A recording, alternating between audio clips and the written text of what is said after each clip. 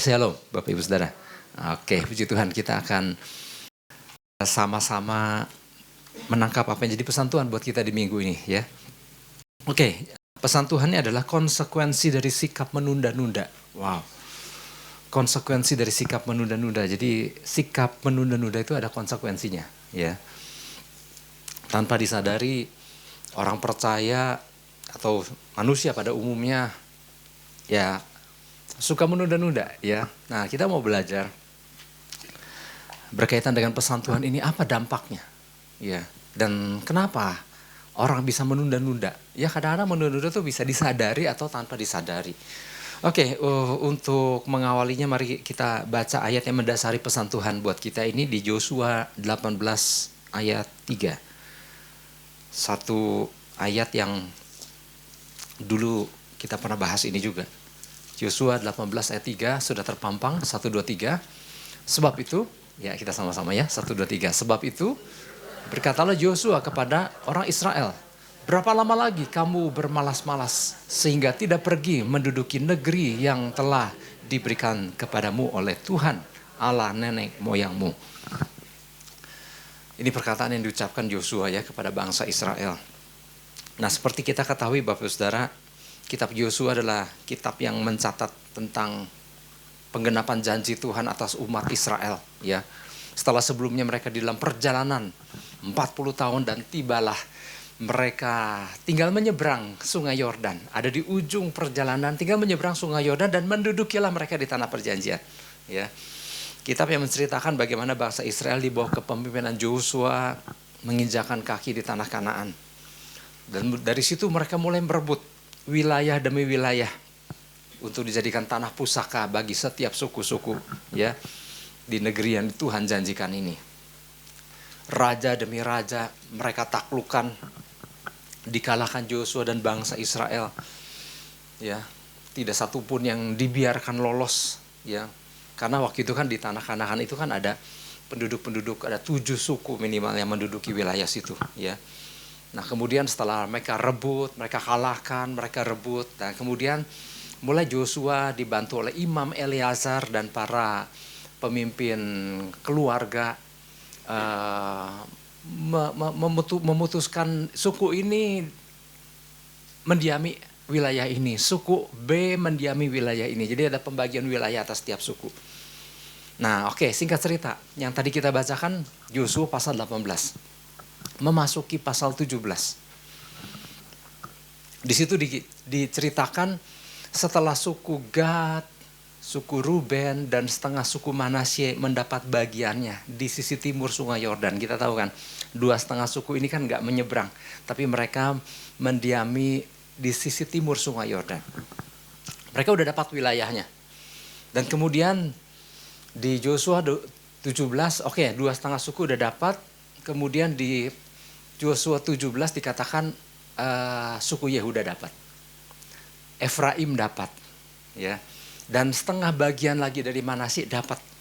Nah, tinggal ada 7 suku lagi yang belum mendapati wilayah pusakanya, ya. Nah, penyebabnya bukan karena pihak musuh menghalang-halangi mereka. Penyebabnya adalah karena mereka terlalu malas. Mereka menunda-nunda. Mereka enggan untuk menaklukkan wilayah-wilayah yang seharusnya ditempati buat mereka. Mereka nunda. Udahlah nanti lagi lah, ya, dan lain-lain. Nah, kembali ke Yosua 18 tadi yang barusan kita baca, Yosua 18 ayat 3, di situ ada kata Yosua bilang kepada orang Israel, berapa lama lagi kamu bermalas-malas sehingga tidak pergi menduduki negeri yang diberikan kepadamu oleh Tuhan Allah nenek moyangmu. Di situ ada kata berapa lama lagi kamu bermalas-malas. Nah, kata bermalas-malas menggunakan kata rafah yang memiliki arti bersantai. Berapa lama lagi kamu bersantai? Atau kata rafah diam.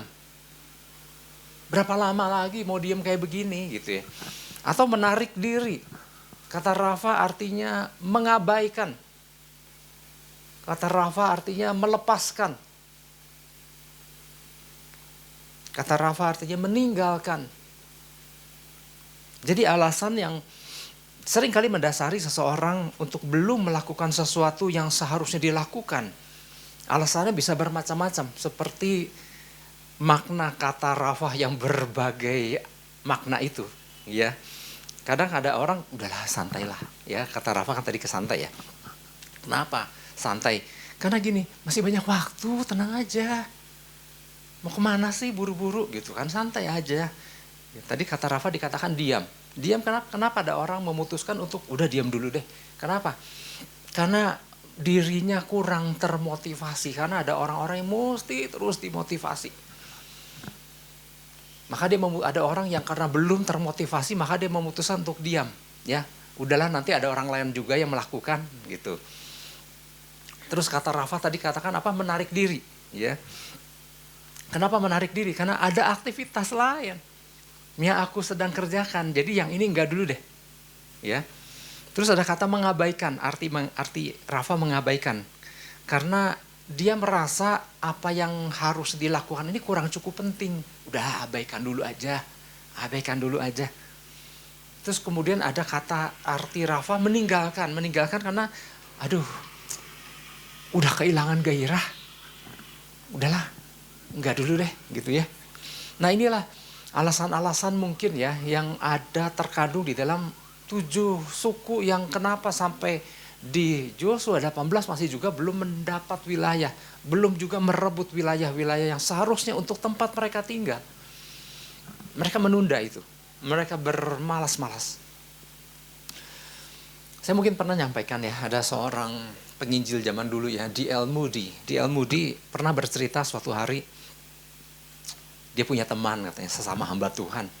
Nah, temannya dari D.L. Moody ini pada waktu dia mau mempersiapkan khotbah, si temannya ini di tengah kesibukannya kan capek juga, ngantuk, kemudian ketiduran. Waktu dia ketiduran, dia ngimpi gitu ya. Dan dia bilang dia mimpi yang aneh, tapi ini mengandung satu pesan gitu ya. Dalam mimpinya tuh dia mendengar percakapan beberapa roh jahat. Ini lagi ngobrol nih roh jahat. Tapi entah kenapa dia bisa mendengar, bisa nguping percakapan roh jahat itu. Mereka lagi merancang, roh jahat ini lagi merancang sebuah rencana jahat untuk menyeret manusia, untuk masuk ke dalam neraka. Apa nih harus kita kerjakan biar nih manusia-manusia ini masuk ke dalam neraka. Nah, salah satu roh jahat bilang begini, katakan aja gini, bilangin aja Alkitab itu bukan firman Tuhan. Ya, sehingga gak usah percaya-percaya amat lah, itu kan bukan firman Tuhan, bilangin. Roh jahat yang lain bilang, bagus sih, tapi itu udah ada yang kerjain, ini kurang cukup baik, kurang cukup jitu. Nah roh jahat yang kedua bilang, udah aja bilang bahwa Tuhan itu gak ada. Ya, Yesus itu bukan Tuhan, itu dia tuh cuman orang baik. Udah bilang gitu aja.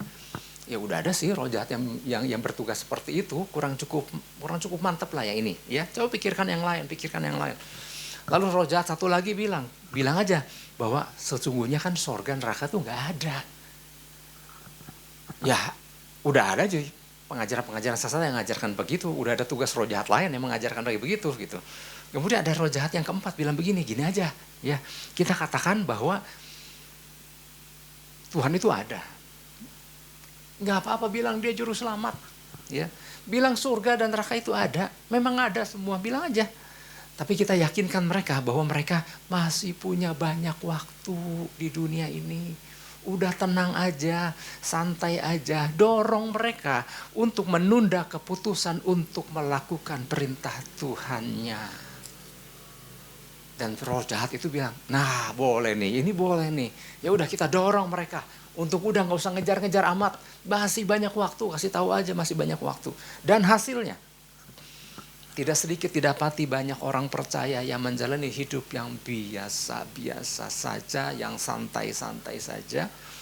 Tidak sedikit didapati orang percaya yang tidak terlalu mencari tahu kehendak Tuhan. Ada didapati orang percaya yang hanya berkutat di tengah segala kesibukannya dan persoalannya tanpa tahu tujuan Tuhan yang sesungguhnya dalam hidupnya. Dan salah satu penyebabnya adalah seringkali mereka menunda-nunda. Dan mereka berpikir mereka dapat melakukan firman Tuhan ini besok. Udah nantilah, gampang lah. Baru juga bulan Juli.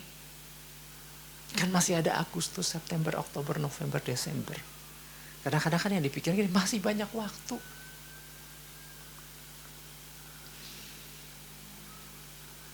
Ada satu kisah nyata, ini kisah nyata. Ini terjadi zaman sekitar tahun 60-an lah. Bapak Ibu Saudara pernah mendengar, kalau Billy Graham tahu ya, semua orang tahu ya Billy Graham ya. Hamba Tuhan yang beberapa tahun yang lalu meninggal di usia 98 tahun. Oke, Billy Graham tahu ya. Marilyn Monroe? Tahu, berarti sepantaran kita nih ya. Anak muda tahu Marilyn Monroe? Satu kali waktu Billy Graham berdoa, dia ditaruhkan beban tentang Marilyn Monroe. Wah, ini hidupnya nih bahaya nih kalau dia nggak diberitakan tentang jalan keselamatan. Sehingga ya dia seorang hamba Tuhan, dan Marilyn Monroe kan lagi terkenalnya kan di tahun 62 itu kan. Dan dia gimana caranya dia kebetulan ada di dalam kota yang sama, dia berusaha untuk mencoba menghubungi ya dengan berbagai cara untuk bisa bicara, menyampaikan kabar keselamatan. Ini tentang Yesus yang dia harus dengar gitu. Dan entah seperti apa, singkat cerita dia ketemu dengan manajernya dan minta waktu untuk ketemu dengan, wah sibuk dia, banyak wartawan, dia kan artis terkenal Bapak Ibu Saudara. Salah satu pacarnya kan Presiden Amerika pada waktu itu. Kan nyawa jadi ngegosip ini. Nah udah gitu, akhirnya kesempatan untuk bertemu, akhirnya diizinkan sebentar gitu. Nah Billy Graham menyampaikan, dan Marilyn Monroe mendengar, aduh aku sibuk. 2 bulan lagi kita ketemu ya. Kita ngobrol lah panjang untuk hal ini. Enggak, dengar dulu aja. Udah, aku sibuk. 2 bulan lagi kita ketemu. Ya udah. Belum sempat ngobrol banyak. Terpisahlah. Enggak sampai 2 bulan. Beberapa minggu kemudian Marilyn Monroe sudah meninggal di dalam usia yang sangat muda. Kenapa? Penundaan yang dia pikir cuman 2 bulan, tapi ini udah mengubahkan tujuan akhir perjalanannya. Ini menjadi pesan Tuhan buat kita umatnya, bahwa sebetulnya banyak hal baru yang Tuhan mau singkapkan buat kita umatnya. Banyak hal baru yang Tuhan mau singkapkan. Yang mau katakan amin? Kayaknya gak terlalu seru ya. Kalau saya mau seru, amin. Atau ada wilayah-wilayah baru yang Tuhan mau bawa Tuhan mau bawa kita. Yang mau katakan amin. Wilayah baru loh. Wah, hal baru ya. Tentunya kalau dari Tuhan tuh selalu luar biasa. Nah, seperti Tuhan membawa bangsa Israel dari Mesir ke tanah perjanjian. Kita sering dengarnya kan dari Mesir ke tanah perjanjian, betul. Tetapi kalau kita lihat cara kerja Tuhan, selalu dibagi fase. Maka saya mau katakan dari Mesir sampai ke dataran Yordan. Setelah 40 tahun perjalanan, tibalah mereka di dataran Yordan. Di situ di mana Musa menyampaikan kitab Ulangan.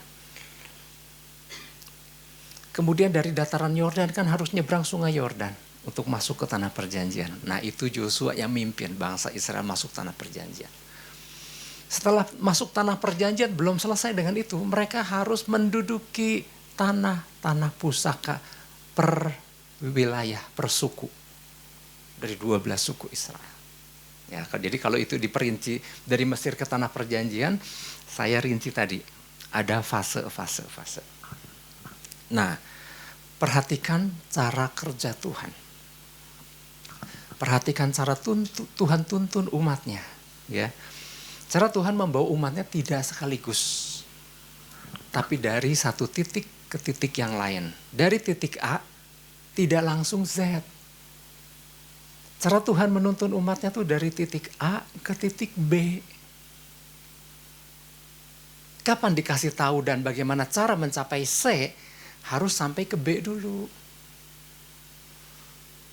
Untuk sampai ke B harus lakukan dengan ketaatan. Sampailah di B. Nah di B baru Tuhan kasih tahu lagi. Nah nanti dari B nih kau ke C. Caranya begini, ya kita lihat bagaimana cara Tuhan menuntun Yosua. Waktu mau nyeberang sungai Yordan, biarlah para imam berjalan membawa tabut, berjalan lebih dulu dengan jarak 2000 hasta. Dan nanti kalau udah sampai di tepi sungai Yordan, celupkan kakinya. Kayak drama Natal pada waktu itu beberapa tahun yang lalu. Kalau mereka lakukan itu, si imam melakukan dan dia mencelupkan kakinya, baru sungai Yordan tuh berhenti mengalir. Kalau dia nggak taat, maka sungai Yordan tuh nggak pernah berhenti mengalir. Dan mereka nggak pernah menyeberang. Jadi yang dilakukan adalah di fase itu mereka harus lakukan seperti yang Tuhan perintahkan. Sampai sungai Yordan terbendung, baru mereka nyebrang. Sampailah di tanah perjanjian. Itu titik B-nya, itu titik C. Dari titik C nanti ke titik D. Udah sampai di wilayah tanah perjanjian, di wilayah yang bernama Gilgal. Apakah udah selesai? Belum. Ada Jericho yang harus ditaklukkan. Ada Ai yang harus ditaklukkan. Ai gak pernah ditaklukkan kalau Jericho belum diselesaikan. Nah itulah cara Tuhan menuntun umatnya. Kalau Jericho dia gak mau melangkah, maka jangan bicara soal Ai. Jangan bicara soal wilayah lain. Ya yang di depan mata yang begitu gede aja mereka gak mau lakukan. Jadi berapa lama? Tergantung seberapa sigap mereka untuk terus menangkap tuntunan Tuhan, melangkah, baru dikasih tahu lagi nanti dari B ke C. Kalau udah mencapai C, nanti Tuhan kasih tahu nih cara mencapai D dan seterusnya. Ya, jadi bayangkan berapa lama perjalanan yang akan ditempuh seandainya umat Tuhan sering melakukan penundaan dari satu titik ke titik tujuan selanjutnya. Di dalam perjalanan hidup kita kurang lebih sama seperti itu. Dari fase menuju fase selanjutnya. Jadi bukannya Tuhan tidak menepati janji-janjinya. Bukan musuh terlalu besar sehingga umat Tuhan tidak bisa melangkah. Ya, karena kan ada janji Tuhanlah yang berperang bagi kita. Tapi yang menjadi masalah adalah umat Tuhanlah yang seringkali menghalangi dirinya sendiri untuk memperoleh apa yang Tuhan janjikan. Dan sikap yang sering dilakukan adalah menunda-nunda. Udahlah, nanti besok juga kan bisa. Orang menunda adalah orang yang tahu apa yang sesungguhnya harus ia lakukan. Tapi ia belum mau melakukannya. Jadi orang yang menunda itu bukannya nggak tahu apa yang harus dilakukan, tahu. Tapi kan minggu depan kan bisa.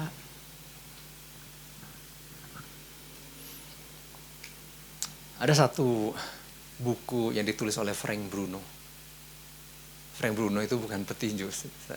Ada nama seorang hamba Tuhan yang di dalam bukunya berjudul Stop Procrastinating. Berhenti menunda-nunda. Dia membagi penundaan menjadi 5 macam penundaan. Ini agak teoritis ya. Cuman saya akan menyampaikannya dengan cepat. Yang pertama dari 5 macam penundaan, yang pertama adalah penundaan fungsional. Penundaan fungsional ini sebetulnya penundaan yang bukan yang buruk ya. Maksudnya gini, orang menunda karena ada sebab-sebab yang ia bisa pertanggungjawabkan. Ya, misalnya gini, kenapa dia menunda B? Karena dia tahu ada C yang lebih penting yang harus dia lakukan. Nah itulah ini bagus sebetulnya penunda ini. Ini bicara tentang skala prioritas. Dia tahu mana urutan yang paling penting yang harus dia lakukan. Setelah yang terpenting baru yang selanjutnya. Jadi ada penundaan fungsional. Nah, yang kedua, penundaan disfungsional. Penundaan tanpa alasan yang bisa dipertanggungjawabkan. Hanya karena malas. Hanya karena lagi nggak mood nih gitu ya. Nah, inilah penundaan disfungsional. Dia nggak bisa mempertanggungjawabkan kenapa nggak ada alasan-alasan yang cukup kuat untuk mendasari penundaannya hanya karena lagi nggak kepengen aja. Nah, yang C, penundaan jangka pendek. Sebenarnya penundaan jangka pendek itu di dalamnya ada penundaan disfungsional. Hanya karena alasan-alasan tertentu dia menunda untuk hal yang jangka pendek. Nah, yang D, penundaan jangka panjang, sama kandungannya. Penundaan disfungsional yang mana dia nggak mau melakukan tuh sesuatu yang seharusnya dirancang sejak udah jangka panjang dan harus dia sebetulnya mengambil langkah awal. Tapi dia menunda. Nah, iya, ada penundaan jangka pendek, ada penundaan jangka panjang. Kemudian yang kelima, penundaan kronis. Wow, ini paling parah sih. Penundaan kronis adalah sikap menunda yang sudah menjadi kebiasaan di mana apa saja dia tunda. Nah, tipe ini disebut tipe pencuri. Karena lewat sikap penundaan kronis ini, maka tipe ini telah mencuri banyak hal dari kehidupan manusia. Tipe ini telah bukan hanya mencuri, telah merampok tujuan Tuhan dari hidup orang percaya.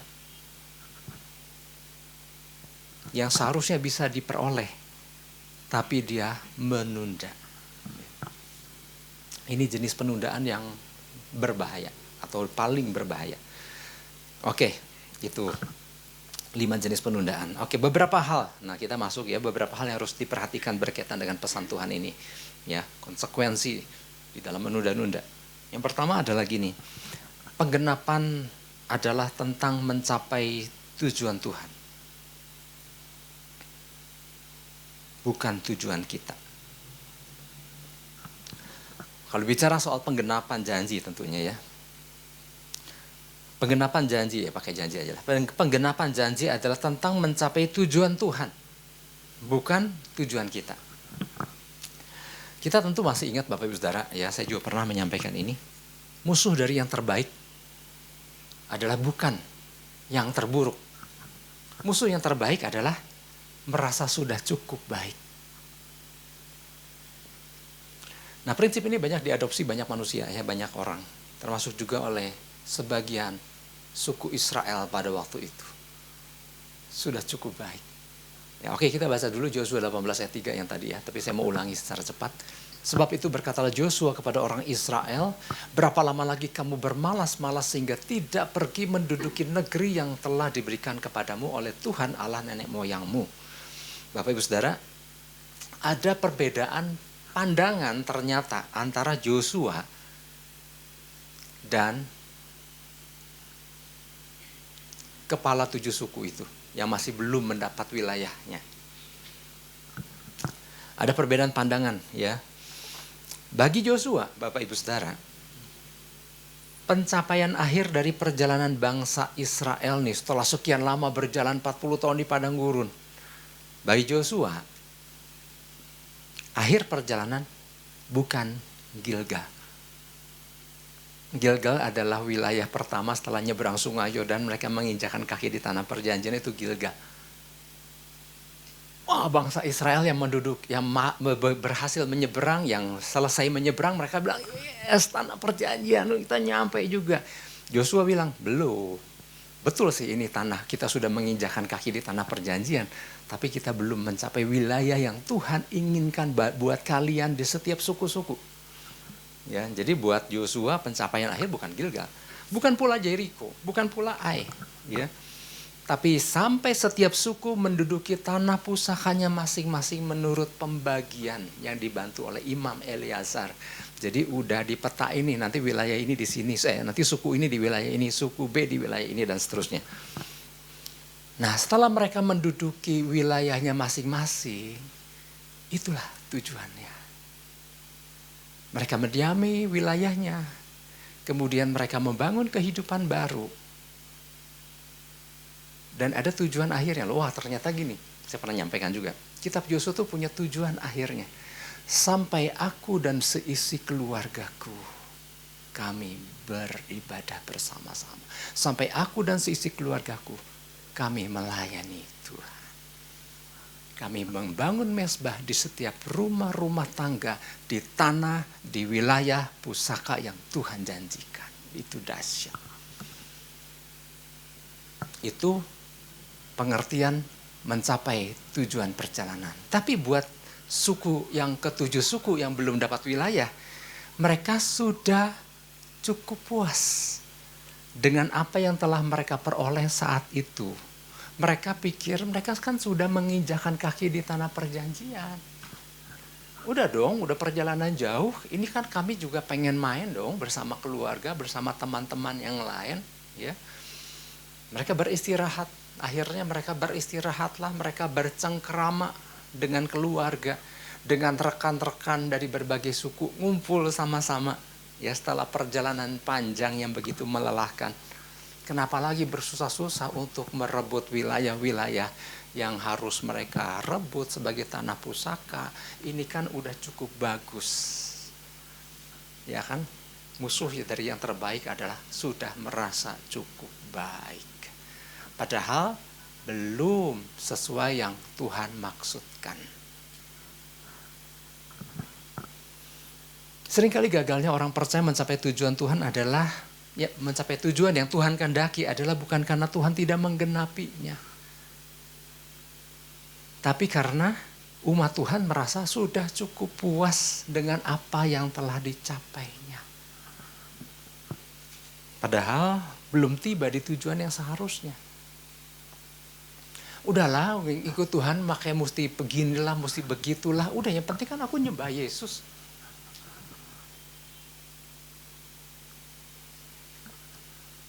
Tapi ingat, ada firman, bukan orang yang berseru-seru Tuhan akan masuk ke dalam kerajaan, tapi dia yang melakukan kehendak Bapakku. Ada kehendak Tuhan yang harus dicapai. Bicara soal merasa udah cukup baik, kalau kita ingatkan tadi saya sampaikan kan, 2,5 suku memutuskan untuk tidak mau menyeberang sungai Yordan dan dia mau menetap di sisi timur sungai Yordan. Nggak nyebrang tanah perjanjian. Suku Gad, suku Ruben, dan setengah suku Manasye. Dulu pernah kita bahas itu. Kenapa mereka nggak mau nyebrang? Karena waktu mereka masuk ke wilayah situ, mereka bilang sama Musa, 2,5 suku ini, Musa, udahlah kami nggak usah nyebrang. Wilayah ini subur, banyak rumputnya, kami ternaknya banyak. Udahlah, ini juga udah cukup enak.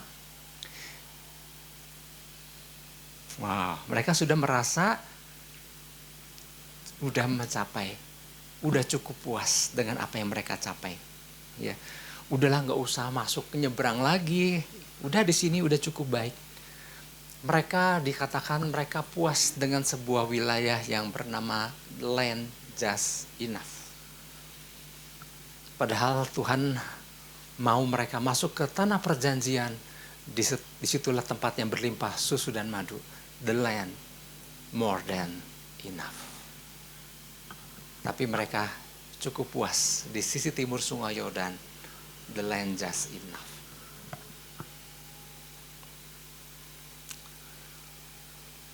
Banyak tanpa disadari ya, disadari atau tanpa disadari, seringkali perjuangan orang percaya kadang seperti itu. Udahlah, cukuplah, Tuhan cukuplah. Ya. Sebetulnya gini, mereka tahu sebetulnya kan ada pemulihan ideal seperti yang Tuhan inginkan, yang harus mereka perjuangkan. Ada pemulihan kehidupan yang lebih baik. Ada pemulihan hubungan dengan pasangan hidup yang lebih baik. Ada hubungan dengan hubungan orang tua, anak orang tua yang lebih baik. Ada pelayanan yang lebih baik. Ada ketaatan hidup yang lebih baik. Ada pemahaman yang lebih tajam tentang suatu hal yang lebih baik. Tapi kemudian tiba-tiba perjuangan jadi melemah. Ya, tertunda, bahkan berhenti. Serta berkata gini, udahlah, ini juga udah cukup enak, cukup baik, udah cukup baik. Ya. Mereka puas dengan apa yang mereka sudah capai, padahal belum seperti yang Tuhan inginkan. Mereka sudah cukup puas. Ada 2 penyebab kenapa ada orang merasa sudah cukup puas. Yang pertama, udah enggan berjuang lebih lagi, udah terlalu lelah. Udahlah, ini cukuplah, udahlah. Kenapa merasa lelah? Karena berjuang dengan kekuatan sendiri. Penyebab yang kedua, merasa tidak bisa mengejar atau mencapai seperti yang dikehendaki Tuhan.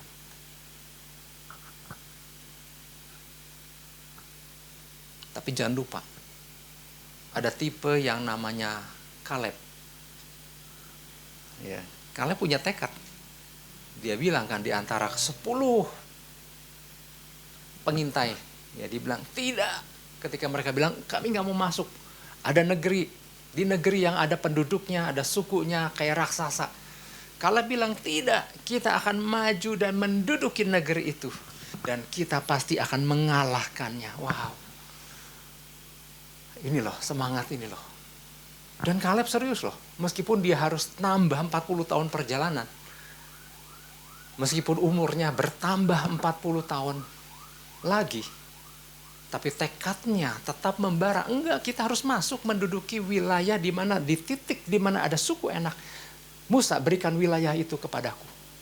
Itu dulu namanya Kiryat Arba, yang sekarang namanya Hebron. Berikan itu Hebron. Berikan itu Kiryat Arba. Aku akan menduduki negeri itu. Dia tahu bahwa dia harus mencapai bukan hanya sekedar menginjakan kaki di tanah perjanjian, tapi harus mencapai wilayah yang kelak menjadi tanah pusaka buat keturunan Kaleb. Tekad itu loh. Semangat itu yang harus terus hidup di dalam kehidupan orang percaya. Karena itu yang Tuhan janjikan. Ya. Tuhan menjanjikan tanah perjanjian untuk didiami dan dinikmati.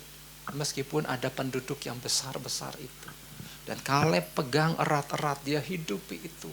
Ya. Dia gak puas kalau dia belum mencapai tepat seperti yang dimaksud Tuhan. Wow, ini luar biasa. Itu yang pertama. Penggenapan janji itu adalah tentang mencapai tujuan Tuhan, bukan tujuan kita. Yang kedua, penggenapan dari Tuhan tidak terjadi begitu saja tanpa keterlibatan kita. Bukannya Tuhan nggak bisa menggenapi kalau kita nggak ikut terlibat, tapi gini, Tuhan mau melibatkan kita. Ayo dong, yuk ikut terlibat di situ. Ya. Bahwa Tuhan betul telah memberikan janjinya kepada kita. Saya percaya ada begitu banyak janji-janji Tuhan. Ya. Tapi ingat, hal itu tidak serta-merta terjadi begitu saja tanpa kita ikut terlibat mempersiapkannya sejak sekarang ini. Mungkin pada kita ada janji Tuhan ya, yang spesifik. Seperti ketika Tuhan berjanji kepada Abraham bahwa dari dia dan Sarah akan lahir keturunan yang jumlahnya seperti pasir di pantai bintang di langit.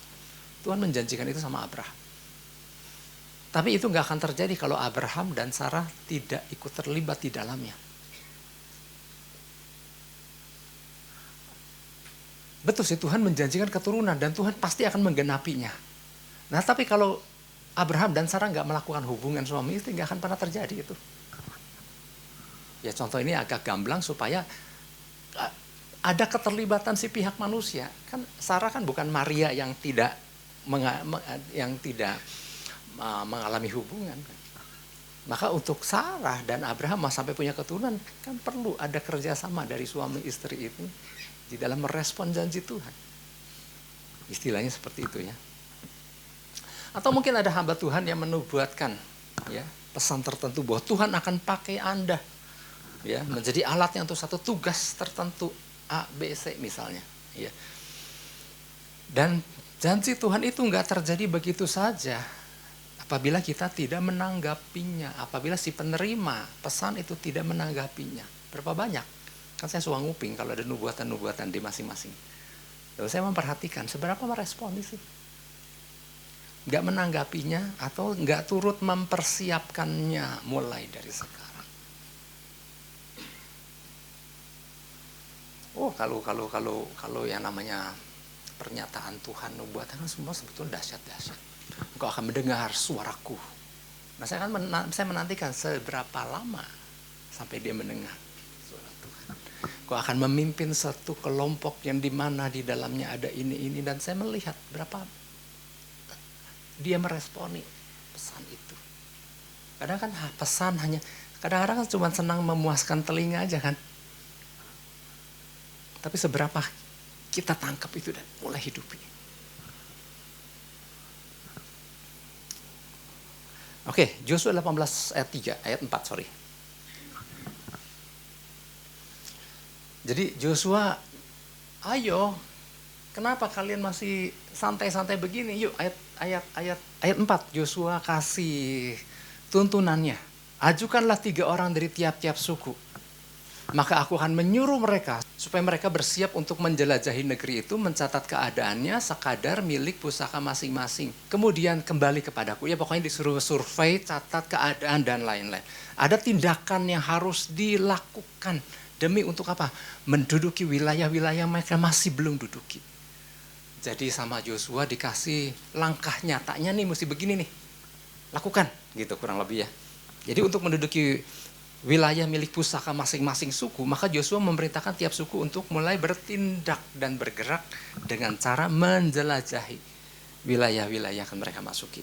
Ya, data kondisinya, catat keadaannya kota demi kota, ya, kembali melaporkannya, dan setelah melaporkannya, yuk kita atur strategi nih.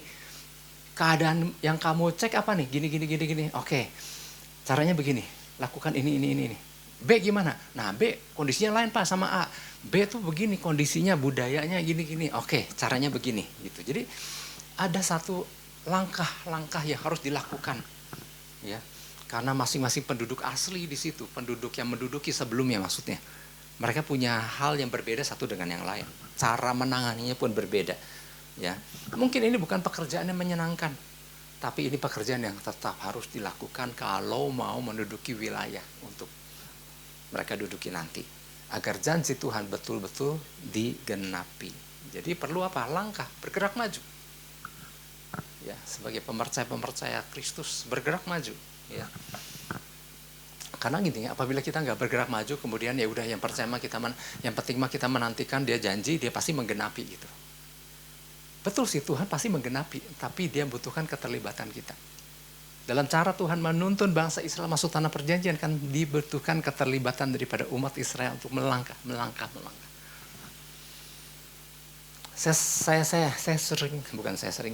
Saya menamakan cara Tuhan pimpin umatnya adalah dengan cara supranatural yang sangat natural.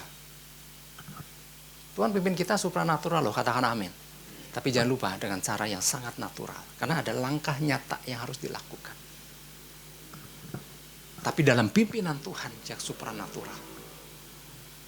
Kalau kita melangkah dengan cara natural saja tanpa pimpinan supranatural, waduh kita menggunakan kekuatan kita enggak sangat sulit. Tetapi seringkali Tuhan menuntun kita dengan cara supranatural yang natural. Oke, untuk menutup ini di Perjanjian Baru Bapak Ibu Saudara ada kisah tentang wanita yang menderita 12 tahun sakit pendarahan. Kita sering dengarlah kisah tentang wanita 12 tahun pendarahan. Kira-kira berat nggak Bapak Ibu Saudara 12 tahun pendarahan? Wow. Meskipun saya nggak pernah merasakan, tapi 12 tahun pendarahan. Bukan ngebayangin sakitnya nih, bosannya sakit itu 12 tahun gitu. Belum ditambahkan sakitnya dan lain-lain. Nah, di peristiwa ini terdapat beberapa kunci keberhasilan seorang percaya sampai ia mengalami sesuatu yang luar biasa dari Tuhan. Betul sih, sumber kesembuhannya adalah Yesus. Oke, hal pertama yang perempuan ini miliki adalah yang pertama, kerinduan untuk sembuh. Siapa sih yang gak mau sembuh? Gak usah 12 tahun. Sebulan pun udah pengen sembuh lah Tuhan. Ini 12 tahun, apalagi. Alkitab berkata bahwa perempuan ini sudah berulang-ulang, ya, mendatangi berbagai tabib, berulang-ulang datang kepada tabib tapi tidak kunjung sembuh. Nah karena dia sering mendengar hal-hal tentang Yesus, maka punya kerinduan, aduh seandainya aku ketemu sama Yesus. Karena dia sudah dikatakan di Alkitab, dia sudah mendengar berita-berita tentang Yesus. Jadi yang pertama kerinduan untuk sembuh, harus punya kerinduan. Yang kedua, menyadari bahwa kesempatan tidak datang 2 kali. Maka ketika dia mendengar Yesus datang ke kotanya, ia pikir perempuan ini kesempatan emas. Ya, nggak tahu kapan Yesus datang lagi ke kota dia. Ini kesempatan. Ketiga, lalu dia mengambil sebuah tekad. Ya, jadi menyadari datangnya sebuah kesempatan adalah hal yang baik, ya, tapi belum cukup baik kalau baru sekedar wacana. Kalau cuma bilang nih perempuan ini di rumah, Wah, ini kesempatan baik nih. Aku mendengar Yesus mau datang ke kotaku. Ini bagus, ini bagus. Betul sih, soal kesempatan adalah hal yang baik. Tapi kalau dia masih diam di dalam rumah, itu belum bisa mengalami, ya, belum cukup baik. Maka yang ketiga, ia mengambil sebuah tekad. Perempuan ini memutuskan bahwa dia harus keluar dari rumahnya. Iya dong, mau ketemu sama Yesus kan dia harus keluar dari rumahnya. Dia harus keluar dari rumahnya. Gampang gak sih buat perempuan 12 tahun harus keluar, memutuskan ke rumahnya dan cari tahu Yesus nanti lewat mana nih kalau jalan. Dia harus tanya-tanya, dengar gak Yesus mau datang? Lewat mana? Jalan mana? Di jalan itu. Waduh. Tapi ya udah, dia harus mencegat Yesus di jalan yang Yesus mau lewati, ya, jalan yang Yesus mau lalui. Disertai dengan sebuah determinasi kuat. Kalau nanti aku ketemu, aku akan jamah jubahnya. Asal aku jamah jubahnya, maka aku akan sembuh. Wow, ini luar biasa. Ada tekad.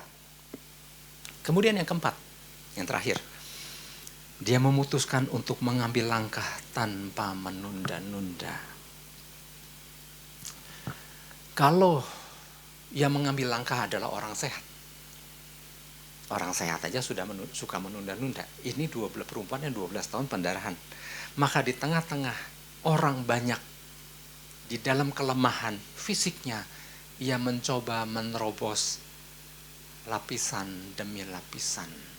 Orang-orang yang berkerumun di tengah-tengah di mana Yesus berada. Tanpa takut. Kemudian dia mencoba masuk mendekati Yesus dari belakang, Alkitab bilang begitu. Dan dia berusaha menjamah jubahnya. Hingga akhirnya dia berhasil menjamahnya dan terjadi kesembuhan. Bayangkan Bapak Ibu Saudara, apa jadinya seandainya perempuan ini berkata nih. Tadi kan 4 langkah nyata yang dia lakukan. Seandainya perempuan ini bilang begini. Gimana aku bisa menemui Yesus yang sedang dikerumuni orang begitu banyak. Karena orang yang mengerumuni Yesus kadang jumlahnya bisa ribuan loh. Gimana?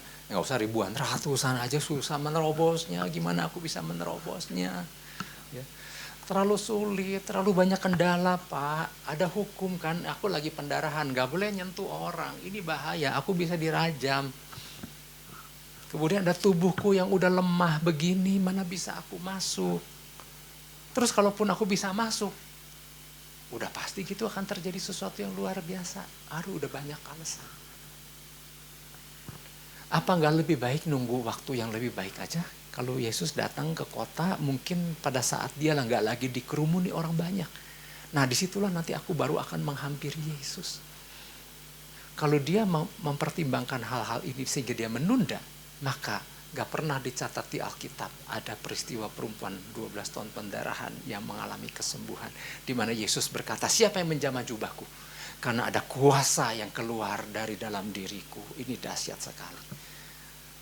Jadi artinya gini, peristiwa itu terjadi secara supranatural dengan cara yang sangat natural. Di mana ada seorang perempuan yang memutuskan untuk maju, terus masuk. Kenapa? Di dalam Yesus sudah tahu. Ada kuasa yang dahsyat akan keluar ketika ada orang menjamah jubahnya dengan iman yang luar biasa. Oleh sebab itu mari Bapak Ibu Saudara.